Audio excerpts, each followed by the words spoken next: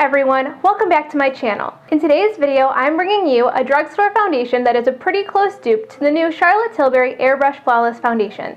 As you've seen in recent videos, I've been completely enamored with the Charlotte Tilbury foundation, and it's completely replaced every other foundation in my collection. While watching another beauty video on YouTube, the creator, who I'll link below in the description box, was reviewing this drugstore foundation that hadn't even been on my radar. As she was listing off the claims, everything she was saying really reminded me of the Airbrush Flawless Foundation.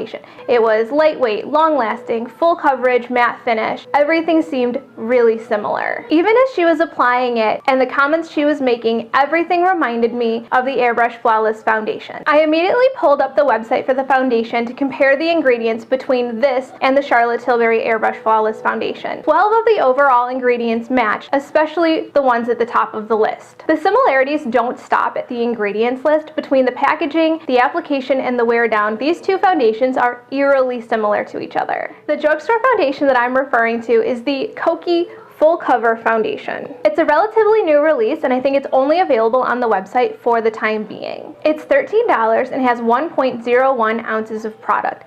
There are only 18 shades, but hopefully they'll be expanding their shade range as this foundation picks up in popularity. I'm wearing the lightest shade, which is 10C, and it is a very good shade match. So the bottle says about the foundation that it's a full coverage, lightweight foundation that delivers seamless matte complexion that will last all day. Doesn't that sound familiar?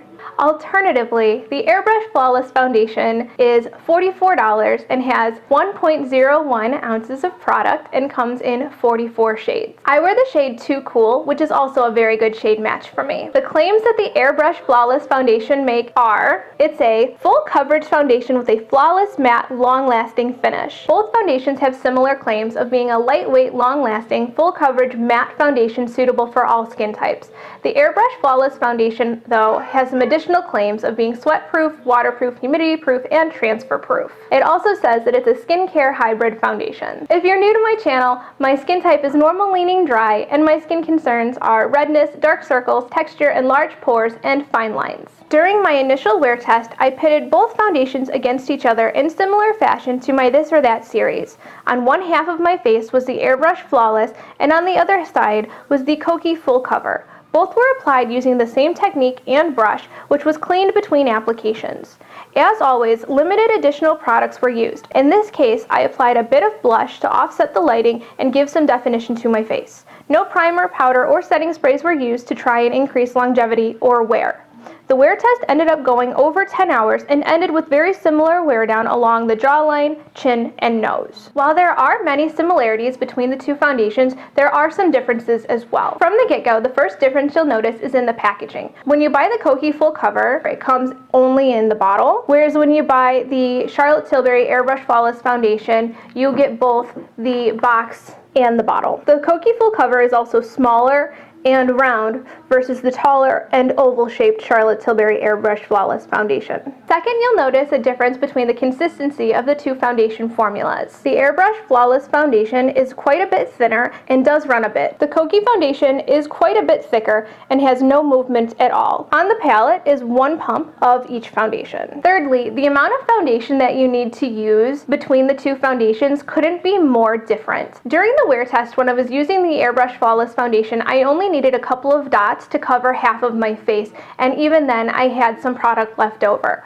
When I used the Kokie Full Cover Foundation to cover only half of my face, I did end up using almost 1.5 pumps. When I used the Kokie Foundation this morning to get this look, I needed over 2 pumps to cover my entire face. I have found that the Kokie Foundation sits on top of my skin, but that is a problem that can be remedied using some additional products. I did find that the foundation builds up and cakes in certain areas, but you can easily fix that by going over the foundation with a sponge after you've finished applying it. When applying my foundation today, I used the Super Sponge, which is my favorite way of applying the Airbrush Flawless Foundation.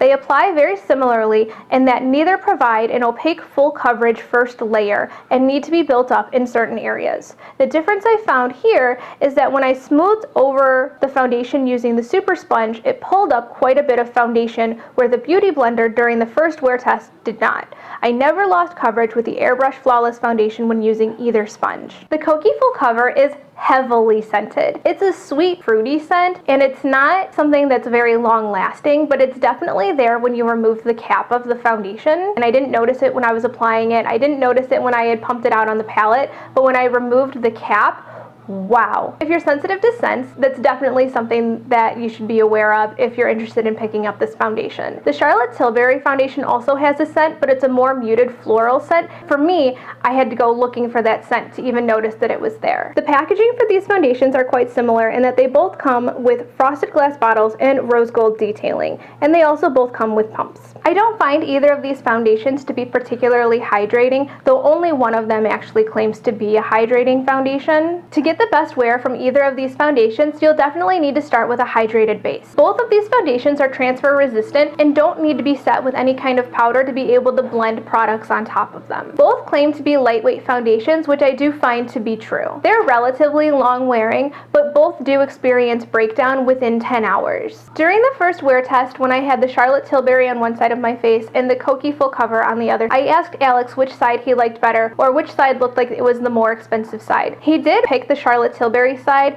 but he did say that it was very difficult to pick between the two, and the only reason that he was able to tell that there was a difference was because he was really looking to spot the differences between the two sides of my face. The Airbrush Flawless Foundation absorbs better into the skin and definitely wears as more of a second skin without the help of additional products. The Kokie Full Cover Foundation does sit somewhat heavy on top of the skin and would do better with the help of some additional products. I did find though that after a few hours of wearing the Kokie Full Cover Foundation, it did start to absorb into the skin. It just doesn't absorb as quickly or as nicely as the Airbrush Flawless Foundation does. By the end of the night, it was very difficult to tell which side of the face was which. Both foundations do a really good job at blurring out my pores and my texture. While the Kokie Full Cover Foundation is not 100% dupe for the Charlotte Tilbury Airbrush Flawless Foundation, I will say that it's pretty damn close. Judging just based on the foundation formula and the wear, I would say they're about 90% similar, and I do think that with the right mix of products, be it a moisturizer, primer, or setting spray, that you could easily bump that 90% to a 95 or 97%. If you haven't picked up the Charlotte Tilbury Airbrush Flawless Foundation because you find the price to be very off-putting, I would absolutely suggest checking out this Kokie Full Cover Foundation. If you want to see more drugstore luxury dupe comparison type videos,